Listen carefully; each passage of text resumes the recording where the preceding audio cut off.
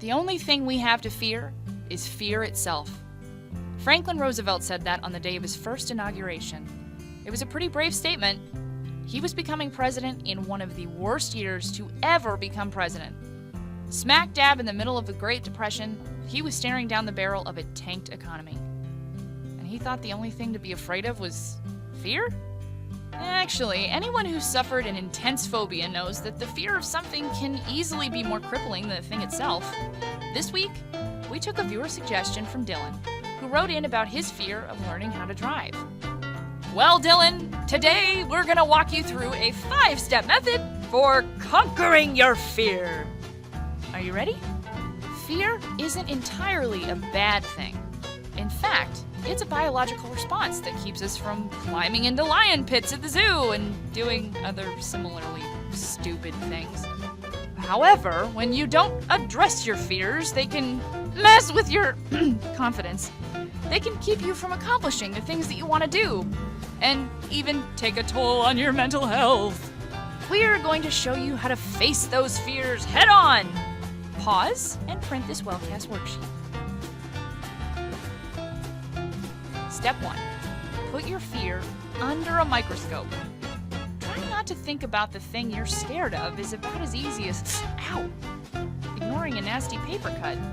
You can do it until you accidentally get lemon juice in it.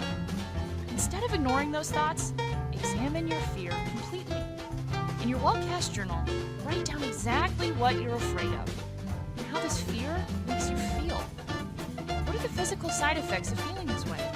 What are you missing out on because of this fear? For example, my fear of learning how to drive is making me sick to my stomach every time I get in the car. Ugh, my heart races.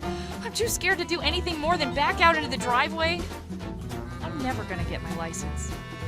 Step 2. Put your fear in context.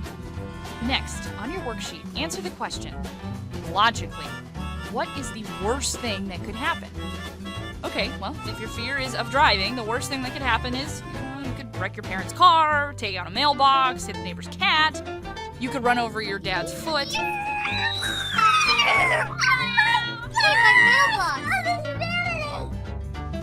Okay, look, the fact that you're even nervous about driving shows that you're taking this seriously.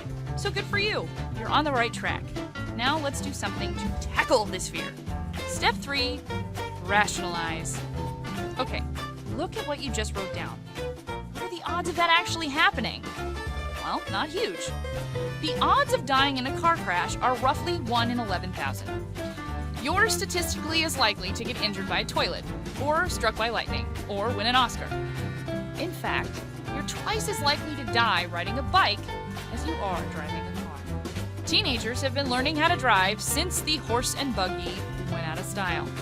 Sure, accidents happen, but know that fear often comes from the right side of your brain, the emotional side. Force this fear over to the left side of your brain and take time to think logically about your situation. Step 4, force yourself to physically relax.